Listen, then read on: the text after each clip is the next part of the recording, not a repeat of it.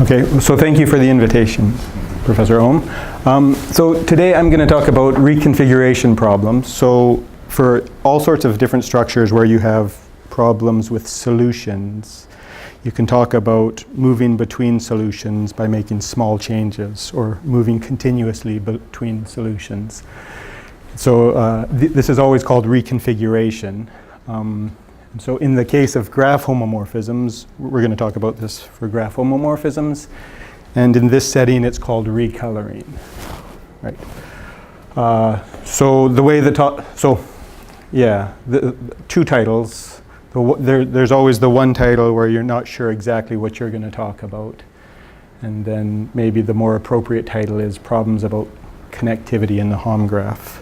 So why that is. The way the talk is going to go, I'm going to introduce this problem of recoloring graphs and the way it was originally developed as one of these reconfiguration problems. Then I'm going to redefine it in terms of this Hom graph, the connectivity of the Hom graph. And so recoloring becomes related to a couple other problems that are also about connectivity of the Hom graph. And so after defining it, I'm going to there's not much done in it for graphs, or what's been done is recent, so I'm going to look back a bit at some similar results for simpler CSP and sort of go briefly over what's been done there to give us a template of what we expect to happen with graphs. And I'm going to look about what happens in this problem for graphs, and most of this happens within the last 10 years. And then our results are with reflexive graphs. So we'll define reflexive graphs and make the adjustments to the definitions and see what we've done there. Right, so to start, what is the coloring problem? Here's a graph, and everybody knows what it means to color a graph. You want to put colors on the vertices such that adjacent vertices don't get the same color. That's coloring. So recoloring, you'd look at two different colorings of graphs. Right? So I have my original coloring and the coloring I want to recolor to, I want to get to. And what are the rules? Well, you can only change one color at a time, and you want to always be a coloring, a proper coloring, or a homomorphism. Right? So if you look here, green, I want to change it to red. I can't change it to red right away because this guy's red. I could maybe change it to yellow, but that doesn't really help me, so I won't move green, but maybe I'll start here. I can change that to green, and there's nothing contradicting that. I don't have a green neighbor, so that's okay. And then I move and change this guy to blue. Then I'm going to change this one to blue. Oh, I guess I changed that to yellow. This one to blue. This one, it wants to change yellow. We can do that now. We can continue through, and we're done. So it was simple to find a recoloring there. Right, so what we're going to be interested in is the complexity of this problem. Right, so I want to talk about, here we're talking about four colorings. I want to say how hard is it to take two four colorings of a graph and decide if I can recolor between those two four colorings, right, in terms of computational complexity. Right, so so of course when you have one of these things where you have different solutions and you want to be able to move between them, you always, define a graph on the different solutions and put an edge between them if you can move between them in one step. And so people looked at this as finding a path in something called a coloring graph, right? So a coloring graph would be the vertices, so I'm doing it for a specific example. I'm taking the coloring graph of C6 into this graph, and vertices just look like homomorphisms of C6 into that graph, right? And they're going to be adjacent if I can move between them, right? And so the idea is if I have two homomorphisms of C6 into that graph, I want to decide if I can find a path between them in this in the coloring graph. Well, the coloring graph is related to something similar called the Hom graph. Certainly the Hom graph is also defined as the set of homomorphisms from one graph to another. But we have a slightly relaxed definition of adjacency in the Hom graph. So these in the hom graph, you can move all vertices at once. You don't have to move one vertex at a time. But when you move, say, two vertices like this that have an edge between them, then you have to have edges between them in the graph you're mapping to. Right? So this is a well-known construction, the hom graph, and it's useful for sort of making topological analogs to graphs. Is it related to the hom complex? Yeah, so it's the one simplex of the hom complex. The one skeleton. The one skeleton, yeah. So of course, usually,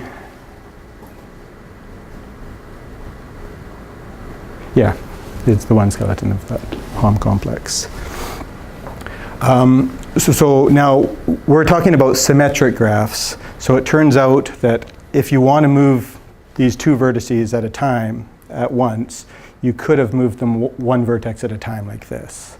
So connectivity in the hom graph and in the coloring graph are the same.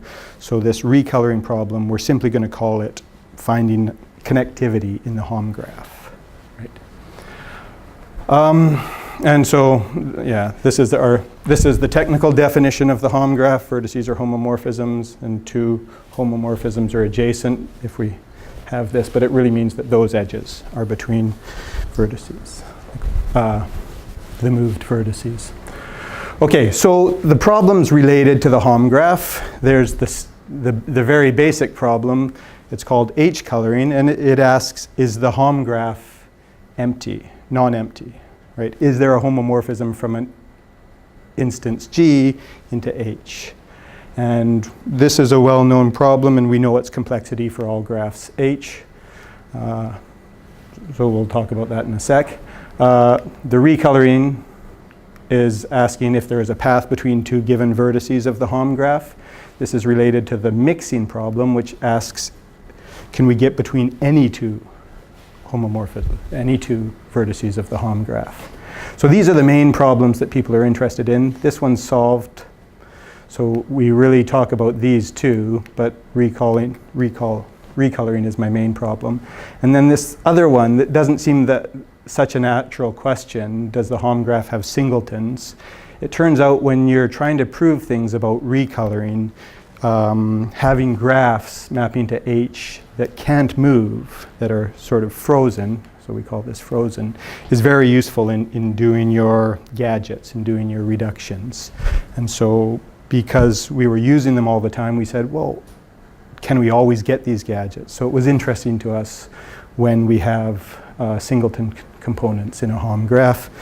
And so I maybe won't talk much about this, but it has a nice solution. So maybe at the end of the talk we'll talk about it. When you say, for example, code H, you said it's solved, meaning the complexity is known. We understand the complexity given, for a given H.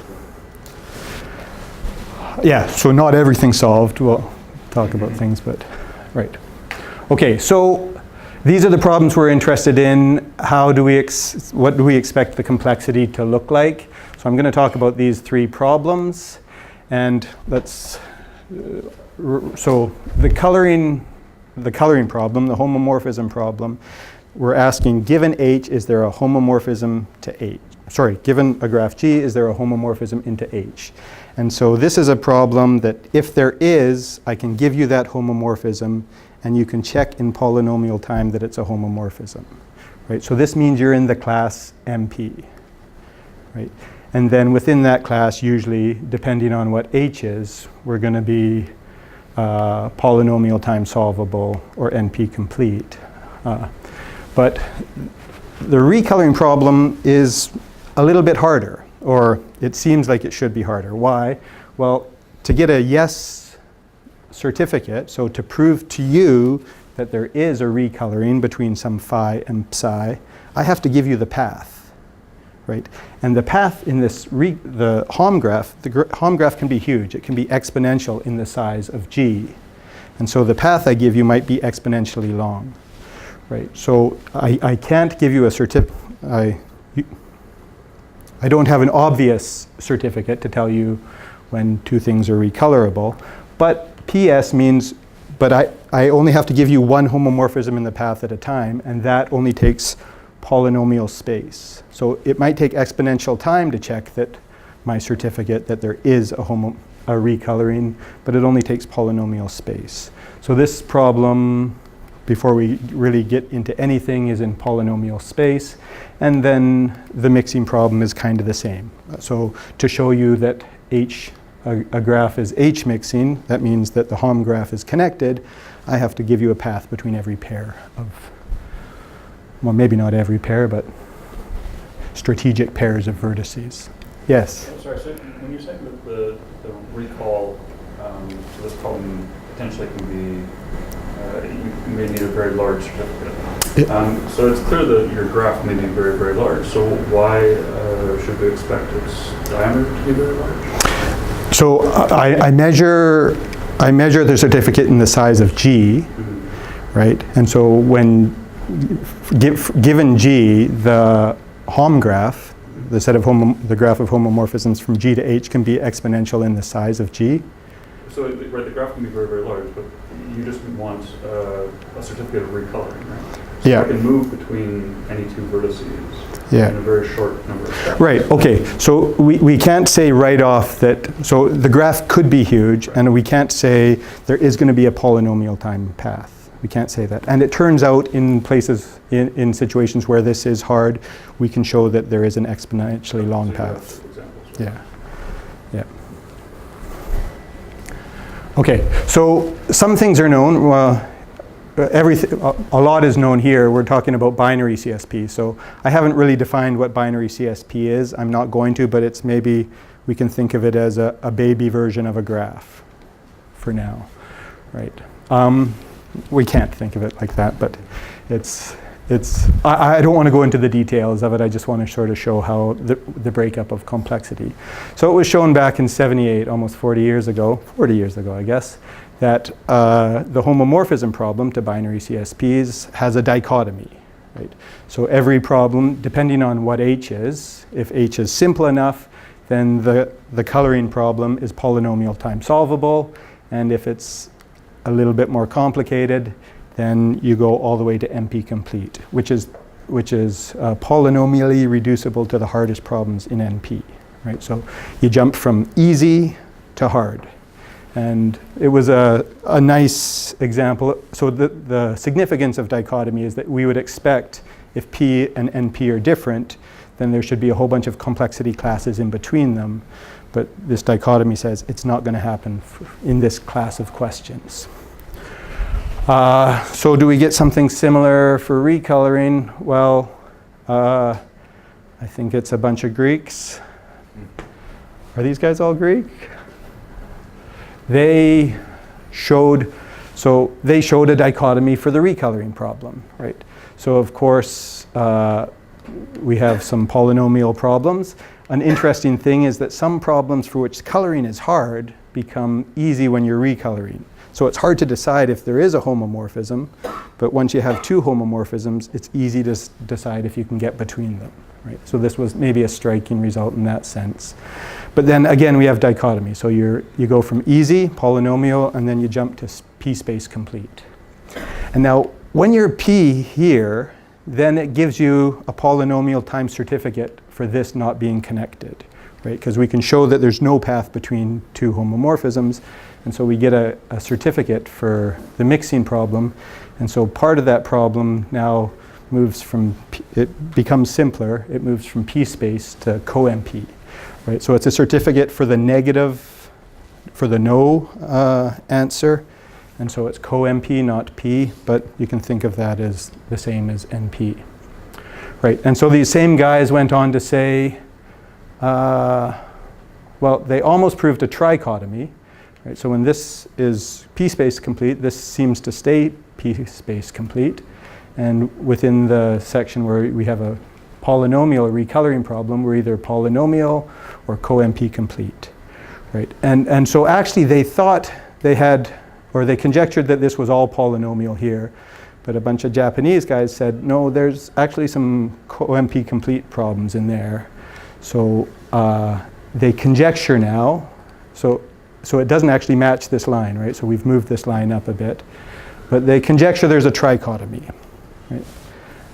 And I don't want to go into, so what lives in here and what lives in here and what lives in here, we of course don't know, but we do know here, but the descriptions are, again, binary CSP, so we ignore them. Okay, so this is kind of the breakdown we expect to happen for graphs. And we can ask, so we were originally asking the problems about graphs, and we have these three problems, and we expect to have sort of dichotomy, a dichotomy like this, and a trichotomy like this. And of course, for graphs, we know the dichotomy. This was the Hell-Nessatrill H-coloring dichotomy. And it said if you're bipartite, the homomorphism problem is easy, and otherwise it's NP complete. And then, so Winkler and Brightwell, they defined a long time ago, they looked at the Hom graph and said, well, they looked at what graphs H, the Hom graph for any G, is always connected. And they found that these were dismantleable graphs. And so the only dismantleable graphs are actually single vertices. So for single vertices, these problems are both trivial. For single edges, well, it's easy to solve this problem on a single edge. And then anything that dismantles to a single edge, we kind of have a pretty easy problem, right? So they defined this dismantleability, and we know that sort of these problems are all closed under dismantleability. So if you have an easy problem, or a problem that dismantles to an easy problem, then the problem is also going to be easy. And similarly for hard. So these are just results from the literature that we can pick up easily. And then the first sort of new result comes from Bosma and Saracita back in 2009, and they showed that three recoloring is hard. Is easy, right? Which again is this nice phenomenon where we have a hard coloring problem, which becomes easy when you three color. And then not long after that, Saracita with Van de Heuvel and Johnson showed, well, the mixing problem is hard, co-NP complete, the corresponding mixing problem. And then as soon as you go up to four coloring and above, the problem is p-space complete. Then more recently, Brewster, McGinnis, Moore, and Knoll. So Knoll is John Knoll. He talked here a couple months ago, I think. They said, well, what about between three coloring and four coloring? So they looked at circular colorings, and they showed for any, so this is the target for circular colorings. So homomorphism to this GPQ, it's some graph such that if you have a homomorphism to that, you have a P over Q coloring. And they showed that as long as PQ is less than 4, it's polynomial time solvable, and then otherwise it's NP complete. Right. And then this Brewster and Moore, they did the corresponding mixing problem as co-NP complete, and that's, I think it's submitted, it's not out yet, but it's true. And the only other thing known, really, is this beautiful result of Rakan, a Polish guy. Oops, no, there's two things known. Sorry. Wait a minute. We did this in one of our papers, sort of part of the paper was about showing this was p-space complete for odd wheels. And so admittedly, this doesn't sort of clarify the picture very much, right? So odd wheels are this odd little class of graph. The significant part of this is that all these hardness proofs, they use reductions from other sort of long-known p-space completeness problems, one called tiling, right? So you would expect once you have sort of some hardness results, you can use your sort of similar gadgets from homomorphisms to get more and more hardness results. But I sort of want to go over maybe how some of these proofs would work and why they don't work here. Right? So usually to show, say, that mapping to a 5 cycle is a difficult problem, you would reduce 5 coloring to it by doing something like this. So you take some graph and say, I want to decide if this is 5 colorable. So we'll say we know that it's 5 coloring is a hard problem. right? So you take a graph and say, I want to decide if this is 5 colorable. Well, I can answer this by answering a C5 homomorphism problem in the following way. So for every vertex here, you make a vertex, and then you replace each edge with a gadget. So this 3-path, etc. Right? And so the idea here is that this should map to this if and only if this maps to this. Why? Well, when I map this to here, this 3-path, I take a vertex here. The other end can go 1, 2 to here. It could go 1, 2, 3 to here. It could go 1, 2, 3 to here, or it could go 1, 2, 3 to here. But it can't be back here.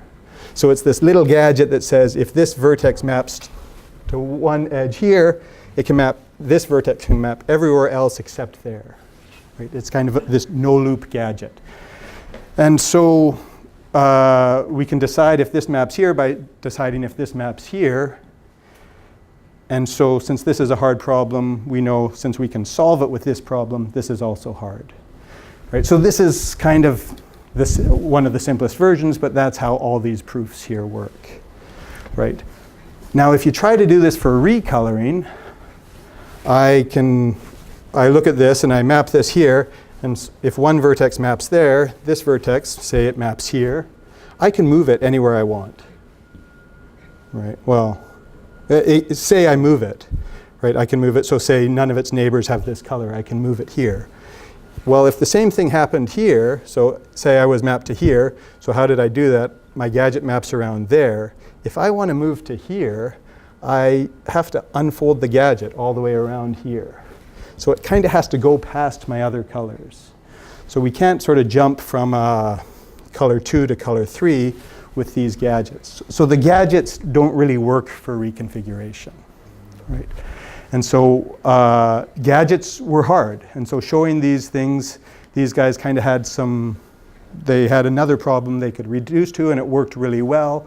But we didn't have sort of a general way to use sort of our tools from the H coloring problem there.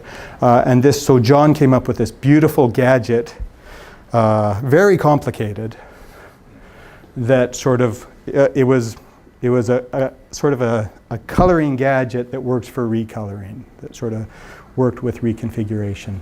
So we'll see sort of, he's improved this gadget, so we'll see a nicer version of it, some of the ideas of it later, but we'll move on from there. So then the only other thing known is this beautiful result of Rakan that hugely gives a huge class of graphs for which recoloring is easy, polynomial time solvable, so any C4 free graph, right? And so this is all that's known, and then there's some questions, right? So there's a couple of these questions I didn't know were interesting until I started making these slides. And so, of course, when this is known, we should be able to answer this. Or where do the C4 free graphs sit in here? And I think I can show that they're in co-MP complete with a construction we'll see later for reflexive graphs. Yeah, this I didn't know this was interesting, but I guess now we have to start thinking about that.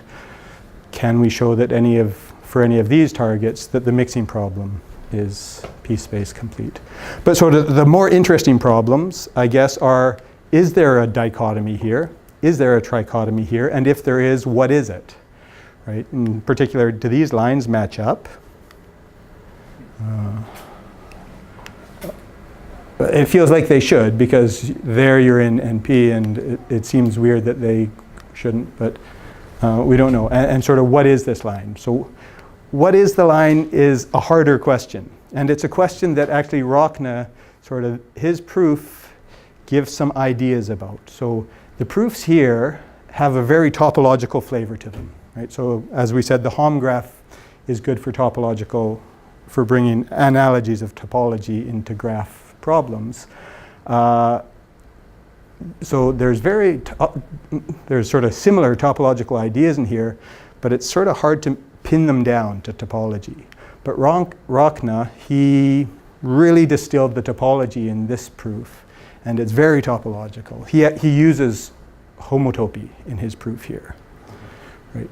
So it's a nice proof, and it sort of says, hey, maybe our classification has something to do with topology, right? And now, one thing we know with the Hom graph is the analogies to topology are a lot smoother and a lot nicer when we put loops on the graphs, right? And so this maybe is a good transition then to reflexive graphs, right? So we look at the problem for reflexive graphs. So what's a reflexive graph? It just means there's a loop on every vertex, right?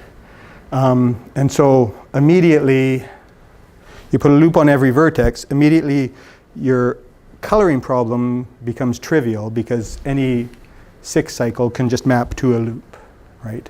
So usually for the coloring problem, we actually change it to a retraction problem, and then it's interesting again, but let's not talk too much about that. The other difference is, now if I have a loop on my instance, so I don't need, even though I have loops on my target, I don't need loops on my instance. But if I do have a loop on my instance, if I want to move that vertex from the definition in the Hom graph, I need to have this edge here, right? So the actual putting loops where you have your loops on the instance changes the solution in a lot of things, right? So this is something we have to keep in mind. Okay, so this is a reflexive graph, and so we sort of can ask the same questions for reflexive graphs. And again, so now we've replaced the coloring problem with the retraction problem. And this is just a special case of the CSP dichotomy, which has recently apparently been solved. So it says for any CSP problem, which is a generalization of H coloring, you're either polynomial time solvable or NP complete.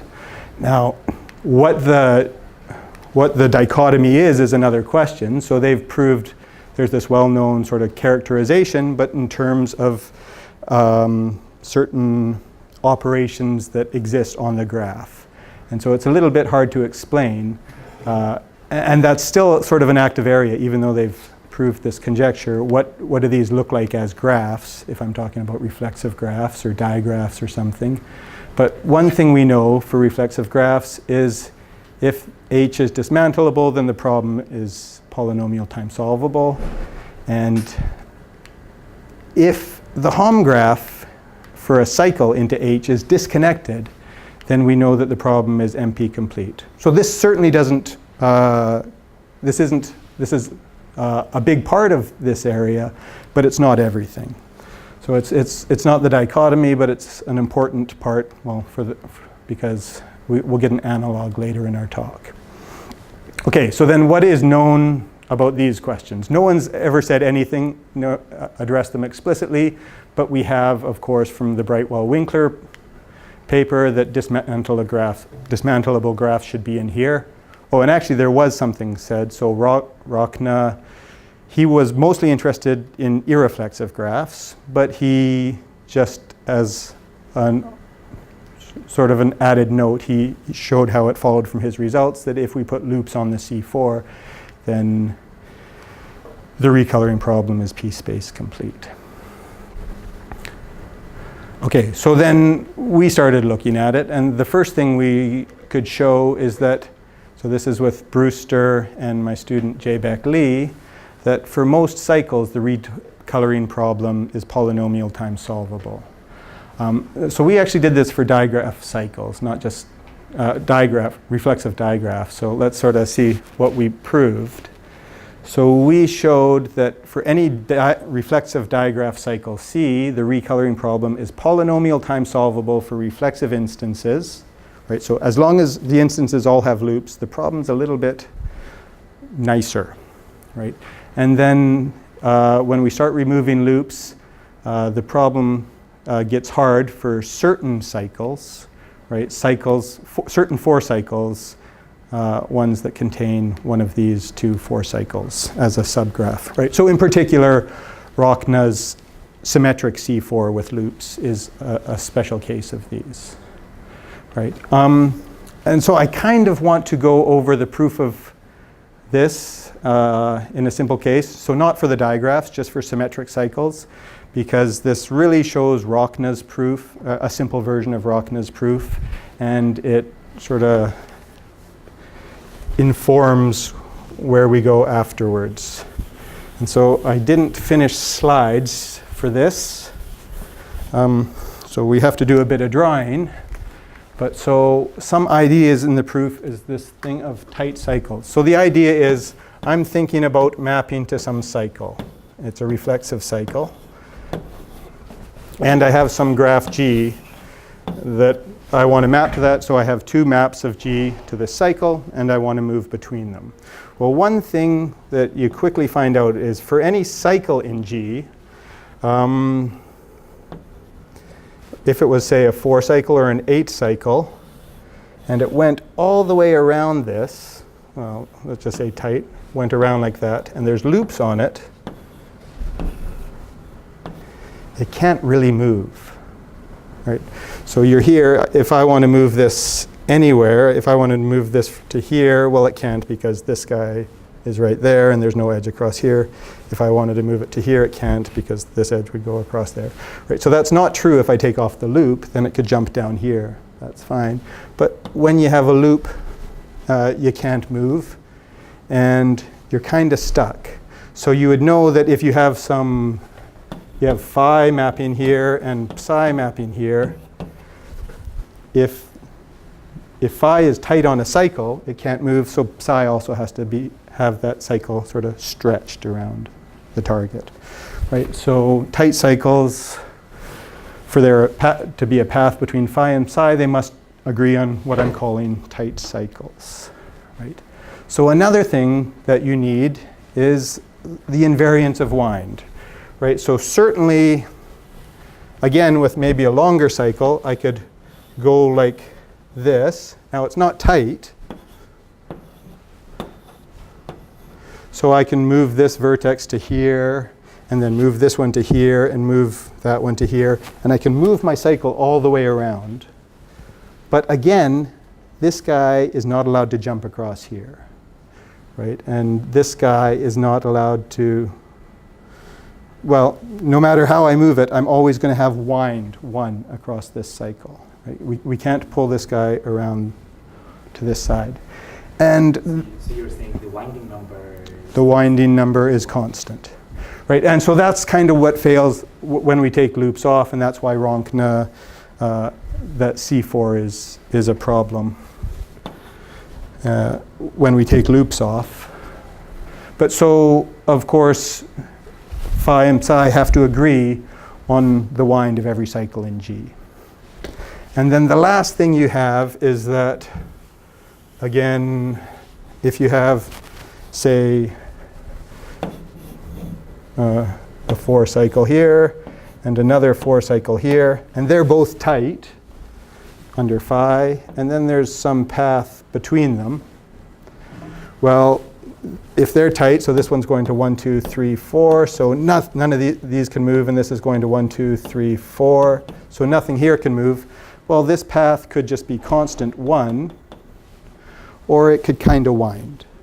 Right? So once you have these tight cycles, which fixes vertices, you have to look at paths between these fixed vertices, and the wind on those paths also has to be the same under phi and psi.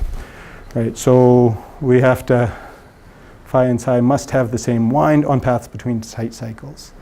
So these are the obstructions to a path, and it turns out it's if and only if, right? So you have a path if and only if you agree on these places.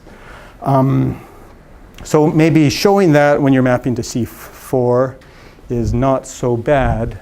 So what you would have to, well, okay, so kind of, yeah, so let's talk about a little bit how the proof goes. So there's, the proof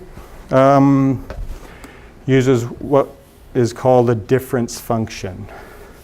So the idea is if in my Hom graph I have, well, if I have a path, I don't have to draw it here. If I have a path between some phi and psi, then I look at where each element in that path takes some vertex, and that has to be a path in my target.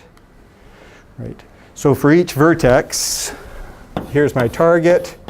For some vertex here, as I'm going from phi to psi, the vertex maybe starts here, and it stays here for a while other vertices are moving, but then it moves up to here, and then it moves to here, and then it moves back to here, and then it moves up to here, and here, and we just measure that net gain, right? So here I've called it net length of that path, but for every vertex, when you have a path, you sort of see how much it increases or decreases.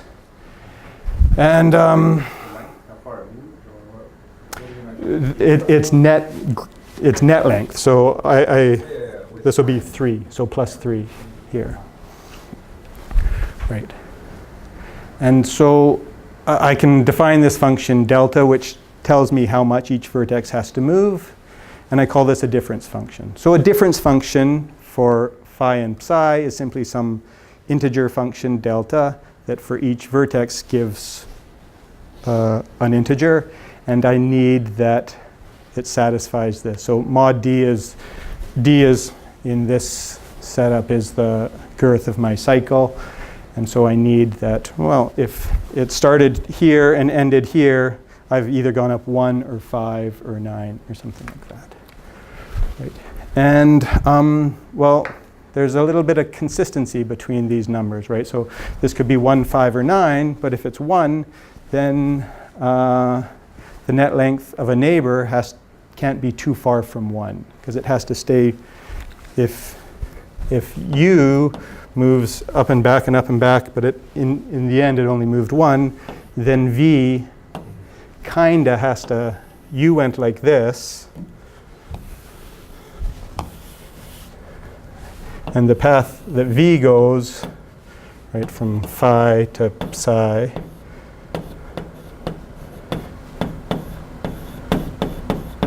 this path that it goes is basically the same as this, because it sort of has to tail u along, right? So we have that's sort of encoded into this notion that the net length from here to here is the same as the net length from here along here and down to there. Right, and so it turns out, so you can define this topologically valid function delta, topologically valid for phi and psi, and such a function exists if and only if phi and psi agree, have the same wind on all cycles. And topologically there's sort of an intuition to that. It's, so if you have some big hole in here, they could be different, but if there's no holes, right, so when we have this thing moving, they're kind of stuck together really closely. So there can be no holes in here. And so homotopically, this is essentially the same as this. And so they have to sort of stay close, right? And so once we have this topologically valid difference function, we're almost done, right? So it's kind of the key to the whole proof. So how do we decide if there's a path between phi and psi? First, we have to find if there's a topologically valid difference function. And doing that's pretty easy. So you can do that with an easy polynomial algorithm. So here I have 2 colorings, 4 colorings. So I'm mapping to C4. And I just want to start defining a topologically valid difference function. So I say, well, 1 wants to go to 1. So the difference between those is either 0, 4, or 8. But I'm just going to say it's 0. And now once I set that to 0, so you'll notice these 2 colorings here, they disagree on this 4 cycle. So when I'm trying to define my topologically valid difference function, I'm going to find that. Right? So now I try to define I want to define the function here. So it could be, again, 0 or 4, but since this is 0, and I had this identity, it's got to be 0, right? And similarly, 2 going to 3, it could be plus 1, or it could be minus 3, but since we're at 0 here, right, and the 2 goes up, we get that it's 1. And coming from here to here, we get that the difference here is 3.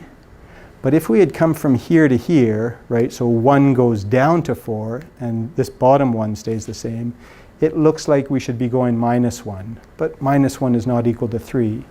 And so sort of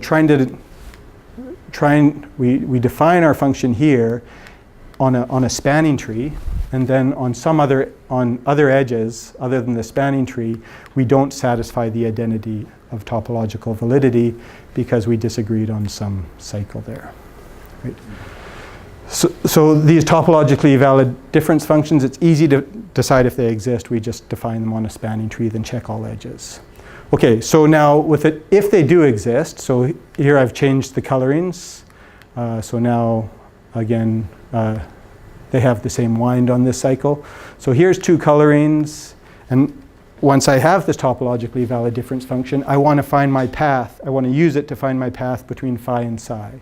So here's the topologically valid difference function, and what this should do is say, well, this vertex wants to move up 1, right? It sort of tells me how much each vertex wants to move up. So certainly this vertex, it wants to move up 1. I just greedily try to follow I greedily try to move vertices up that want to move up. This one, it can move up. I move it up there and I update my difference function. But some vertex like this 1 wants to move up to 2, but it can't because there's this 4 stopping it from moving up to 1. So as I'm following my difference function, I sort of see, well, here's an obstruction to this thing moving up. And then I say, well, maybe if I can move this 4 up to a 1 first, then this can move up. But this can't move up because of this 3 here. And that can't move up because of this 2, and that can't move up because of this 1. So trying to change my recolor according to the topologically valid difference function, I find my tight cycles, right? And this tells me then that there's no way that I can move between these two colorings. So these are sort of the big ideas in the proof, and they're quite simple for when you have a symmetric cycle target, right? That's basically all there is to it, especially if your instances have loops. If there's no loops, there's some subtleties. And it gets a little bit difficult when you're mapping to digraphs, but that's the idea. But then Rakan, so what he does is he replaces wind with homotopy. And things get a bit more complicated, but it tends to work out kind of beautifully. And so he did this for irreflexive graphs. So it was a bit ugly because he had to talk about parity and things. But we sort of copied his proof for reflexive graphs, and it becomes very nice. And it's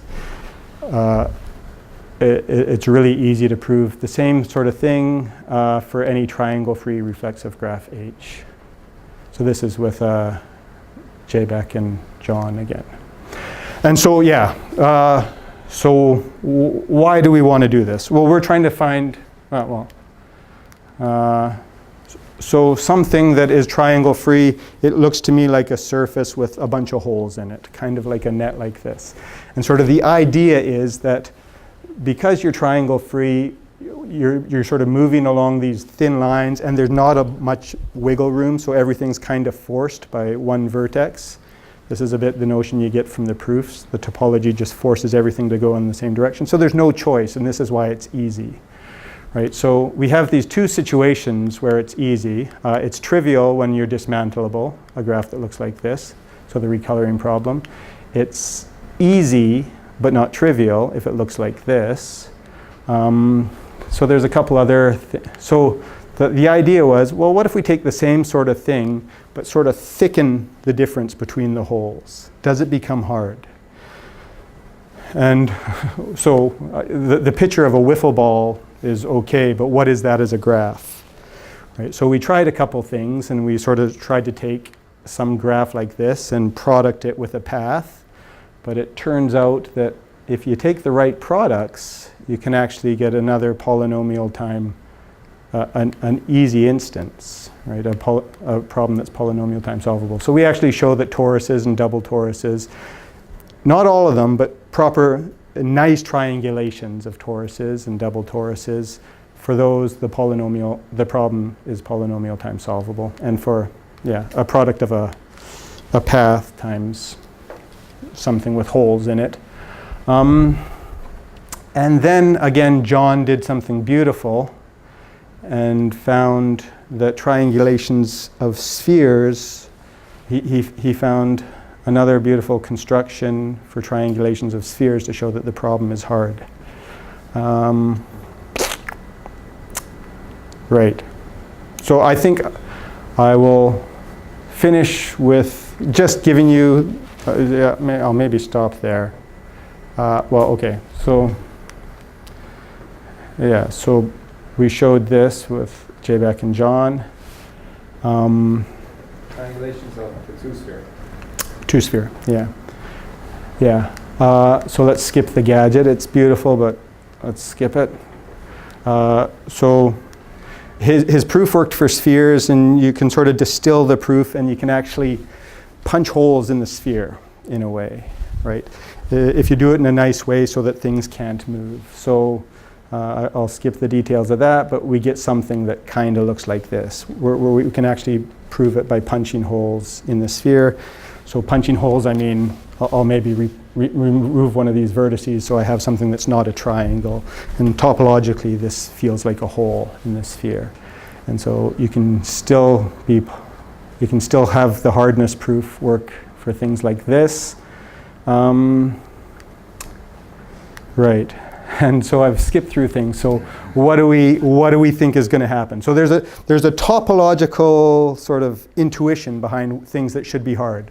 So things should be hard if, as opposed to with the coloring problem, if you have a two-dimensional topological hole, things become hard. They don't become hard for the recoloring problem. But this made us, so the reason we tried this is because we thought, well, if two-dimensional holes aren't enough, what about three-dimensional holes? And three-dimensional holes made us it hard, but these are only the simplest three-dimensional holes. So we kind of say, well, what if we take a higher simpliciation of a higher dimensional sphere? It should be hard then too, right? So higher dimensional things. And of course, we shouldn't only have very simple holes. We should, if we have a huge graph that has some three-dimensional hole in it, we should be able to take advantage of that hole and show that things are difficult. So the way we phrase this is, as long as hom GH is disconnected for some triangulation G, so we think of this as our topological two-sphere, so we can think of this as the two-dimensional homotopy group. As long as that is disconnected, we feel that the problem should be hard.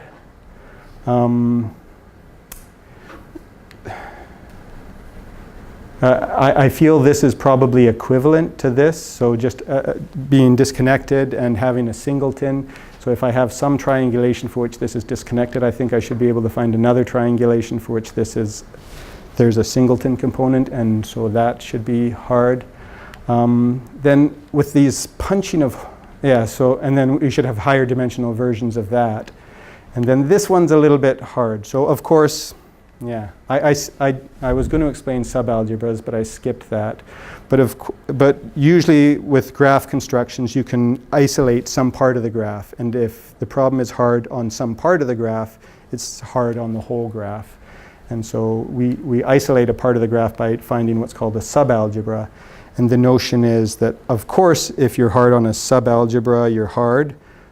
But this idea of punching holes means I want to punch a hole with a subalgebra, and if I triangulate that, and it gives me a triangulation of a sphere, things should still remain hard. So this is kind of a vague description, but the notion is that if we have the analog of a two-dimensional hole in relative homotopy, then the problem should still be hard. Right. Okay, and so that was what we proved. No, okay, we'll skip this. Okay, we can prove. So we can prove the hardness for these triangle free graphs. We can prove the hardness case in the mixing problem.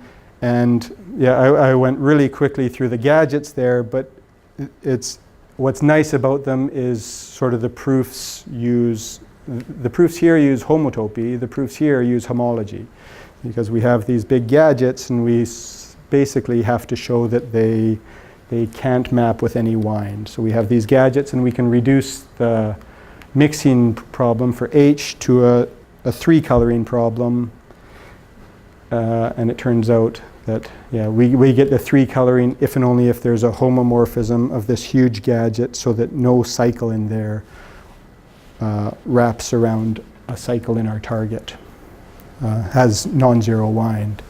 And so, yeah, to prove that actually none of the cycles have wind, you have to use homology, which sort of strengthens the idea that there's a strong connection between these problems and topology. Okay, so we'll stop there.